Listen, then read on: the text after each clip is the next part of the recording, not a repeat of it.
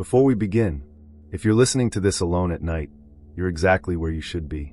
Subscribe and turn on notifications for more true horror stories, disturbing encounters, and unexplained events uploaded every day. Now lock your doors, turn off the lights, and let's get into tonight's stories.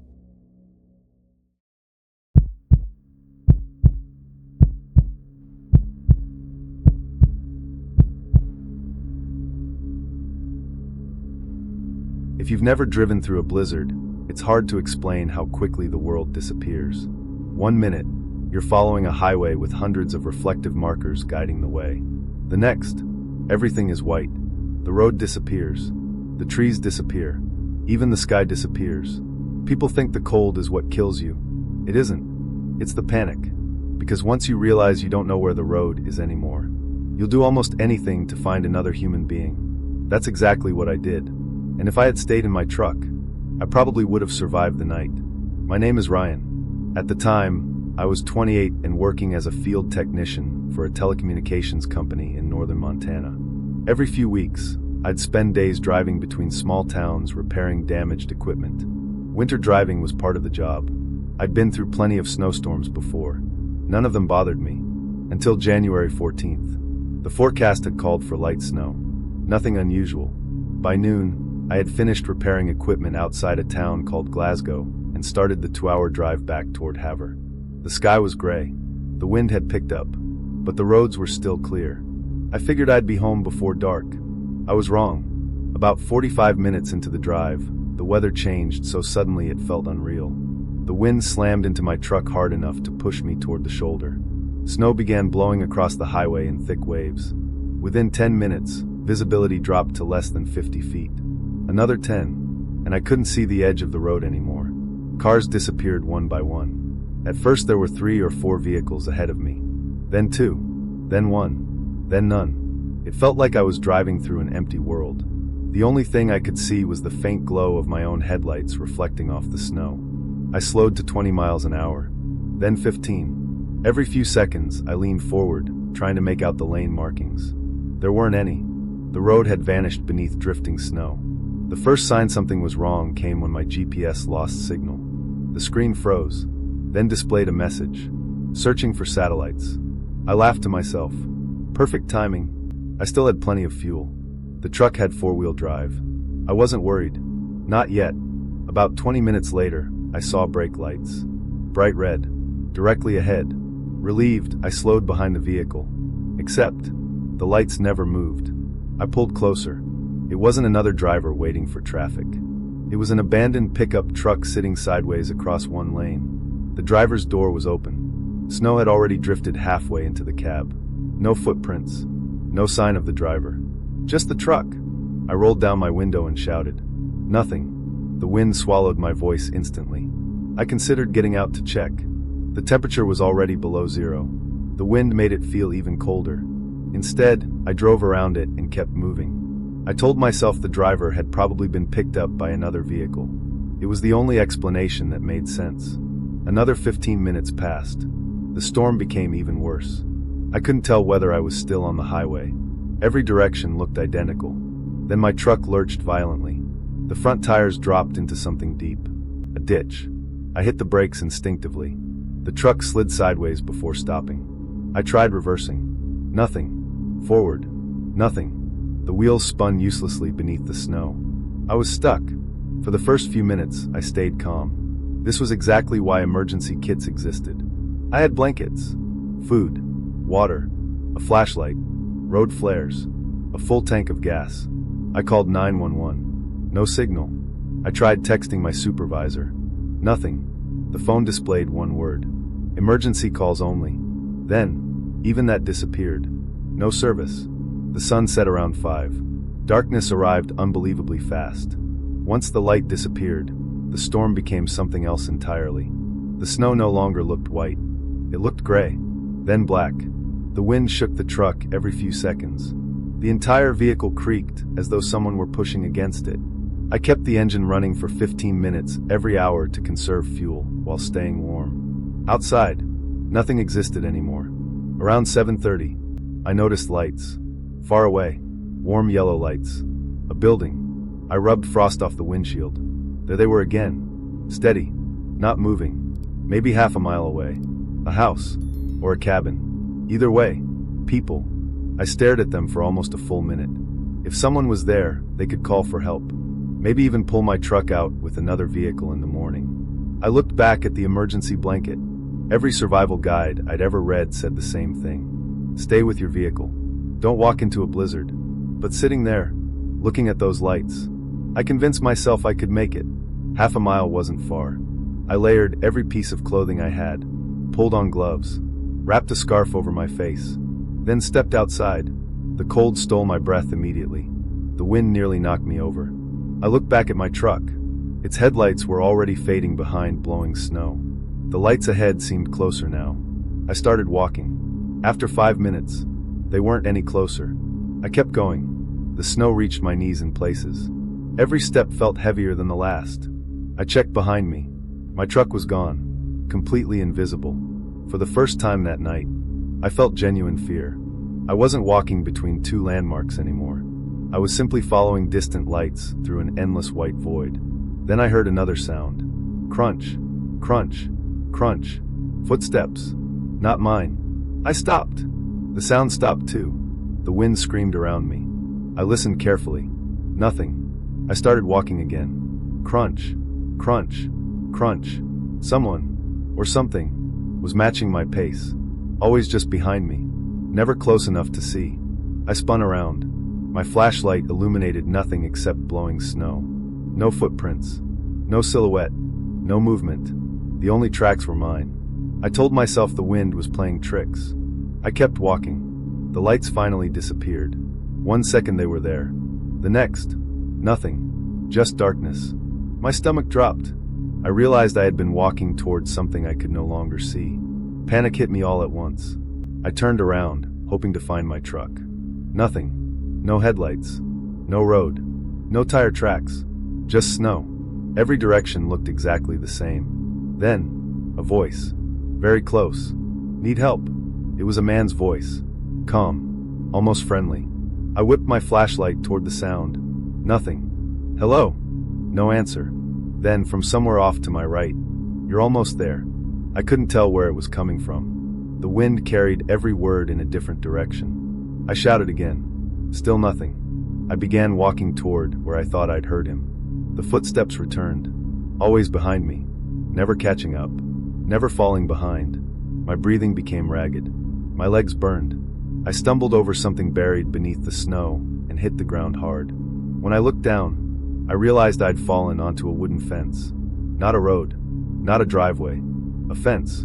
I followed it until I reached a gate. Beyond it stood a weathered farmhouse. Completely abandoned. The windows were boarded shut. The yellow lights I'd been following weren't lights at all. They were faded reflective markers nailed to the fence posts, catching the beam from my own flashlight whenever the blowing snow shifted. There had never been a warm cabin waiting for me. I'd been chasing reflections. I forced open the barn beside the house and spent the rest of the night inside, huddled beneath old horse blankets I found in a corner. At first light, the storm finally eased. From the barn door, I could see my truck. It was less than 300 yards away. I had walked in circles for nearly 2 hours. The sheriff's rescue team found me just after 9 that morning. They said another hour outside, and I likely wouldn't have survived. Before we left, I told one of the deputies about the voice. He didn't laugh. He simply nodded. Then he said something I still think about. You're the third person this winter who said someone was talking to them out there. I asked if they'd figured out who it was. He looked back across the empty field. There wasn't anyone else in the storm. I still drive for work. But now every winter I keep one rule. If a blizzard traps me, I stay with the truck.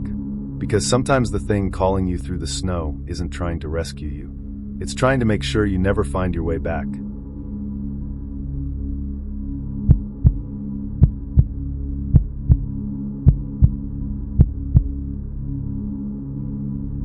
Everyone thinks freezing to death is peaceful, that you get tired, you fall asleep, and that's it. What people don't tell you is what happens before that. The confusion, the false hope, the feeling that someone is nearby, even when you're completely alone. 3 winters ago, I got caught in a snowstorm deep in the mountains of Colorado. I made one decision that kept me alive. I ignored the only person I saw all night. To this day, I still don't know if he was ever real. My name is Mason. In February of 2023, I rented a small cabin outside a town called Silverton. The plan was simple. 3 days away from work. No emails. No phone calls. Just photography and hiking before heading back to Denver. The cabin wasn't completely isolated. There were 3 other cabins scattered along the same forest road. The closest one was about a quarter-mile away. According to the owner, nobody had rented them that week. It sounded perfect. When I arrived Friday afternoon, there was already a few inches of snow on the ground. Nothing serious.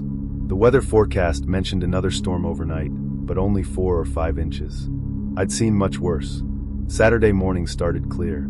I grabbed my camera and hiked a trail leading toward an abandoned fire lookout. The views were incredible. Fresh snow covered everything. Every pine tree looked like it had been carved from ice. I stayed longer than I planned. Around noon, I noticed clouds rolling over the mountains. Within 30 minutes, the wind picked up. Then snow began falling. Not lightly. It came down in thick sheets that erased the trail almost immediately. I turned around. The cabin couldn't have been more than 2 miles away. At first, I wasn't worried. I had GPS on my phone, an emergency backpack, extra clothing. But after another 20 minutes, the snowfall became so heavy I couldn't see more than 30 feet ahead. My GPS froze, then restarted. No signal. The trail markers disappeared beneath drifting snow. Every tree looked identical. I realized I wasn't following the trail anymore. I was just walking. I tried staying calm. I picked one direction and kept moving. Eventually, I found a narrow road. Relief washed over me.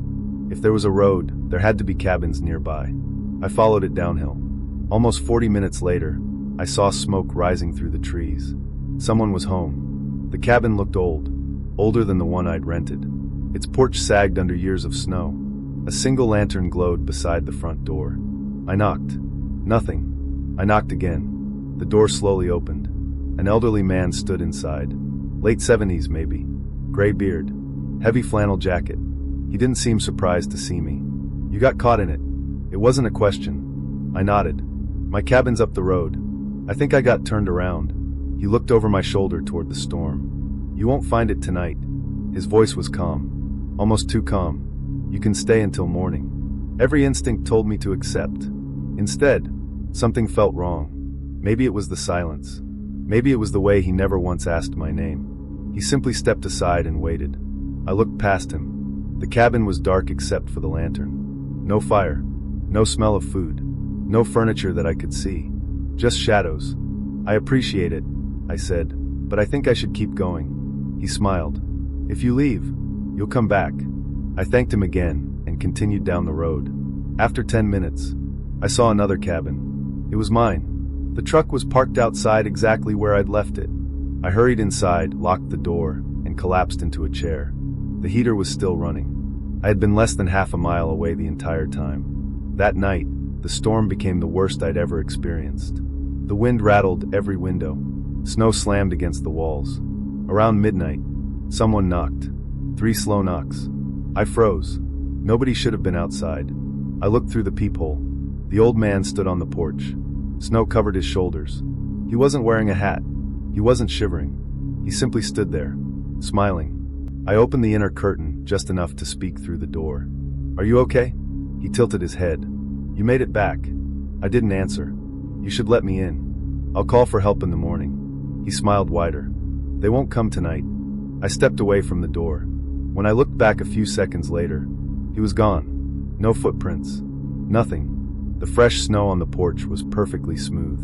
I barely slept. Every hour, I heard footsteps circling the cabin. Not hurried. Not heavy. Just slow, deliberate steps crunching through snow. Once, they stopped directly beneath my bedroom window. I held my flashlight toward the glass. Nobody. Only darkness. Morning finally arrived. The storm had ended. The entire forest glittered beneath fresh snow. I packed my truck and drove straight into town. The owner of the rental cabin met me to inspect the property. Before leaving, I casually mentioned the elderly man living farther down the road. His expression changed immediately. "There aren't any cabins down there." "Sure there are." I pointed toward the direction I'd come from. He slowly shook his head. "That road washed out years ago." I insisted on showing him. We drove together. Half a mile past my rental. The road ended abruptly. Beyond it stood nothing but trees. No cabin. No porch. No lantern. Nothing. I walked into the woods where I was certain I'd seen the house.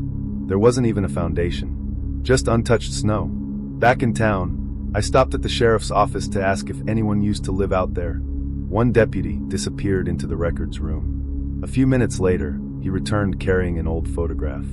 It showed a weathered cabin almost identical to the one I'd visited. This one? I nodded immediately.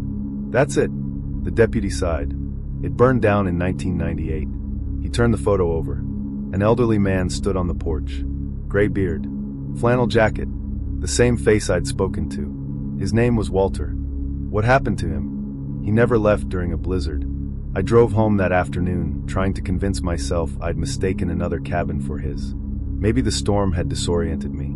Maybe exhaustion had filled in the gaps. That explanation worked. Until 2 weeks later.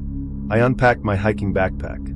At the very bottom, beneath my extra gloves, I found something that wasn't mine. An old brass cabin key.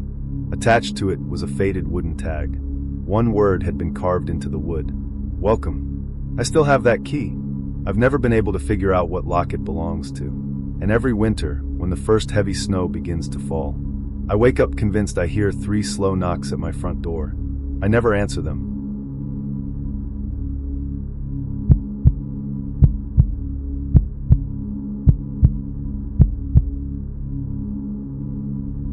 If you've ever broken down during a snowstorm, you've probably heard the same advice. Stay with your vehicle. Don't wander.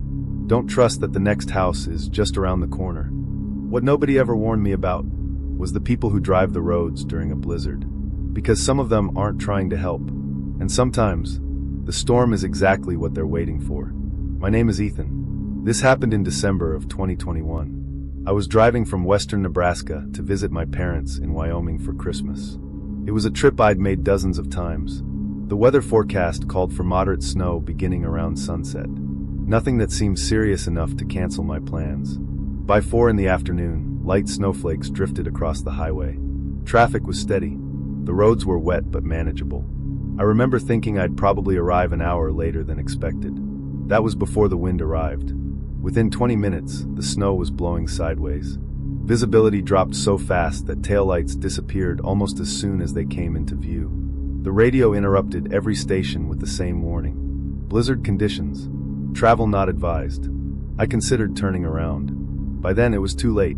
The nearest town was already behind me. The next exit was nearly 30 miles away. I slowed to 35 miles an hour and stayed behind a snowplow for almost 15 minutes. It was the safest I'd felt all evening. Then the plow exited onto another road. Suddenly I was alone. The highway became an endless tunnel of white. No headlights. No houses. Nothing. Only blowing snow. About 20 minutes later, a warning light appeared on my dashboard. Low coolant temperature. I frowned. That didn't make sense. The heater had been running fine all day. A minute later, the engine temperature dropped even further. Then the heater started blowing cold air. I knew enough about cars to realize something was wrong. I eased onto the shoulder before the engine could overheat or seize. As soon as I stopped, the engine shut itself off. I tried restarting it. Nothing. Again. Just a clicking sound. I was stranded. Fortunately, I kept an emergency kit in the trunk. Blankets. Flashlight. Water. Protein bars. A portable battery pack. My phone still had a weak signal. I called roadside assistance. The call failed. I tried again. Nothing. A text to my parents wouldn't send. The signal disappeared completely. Outside, the wind rocked my SUV hard enough to make it sway. Snow piled against the doors almost immediately. I settled in, figuring someone would eventually notice my vehicle. About an hour later, headlights appeared through the storm. Relief hit me instantly. An old pickup truck slowed beside my SUV. The driver rolled down his window. He looked to be in his 50s. Heavy beard. Orange hunting jacket. You broke down? Yeah.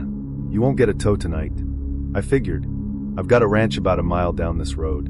He pointed into the whiteout.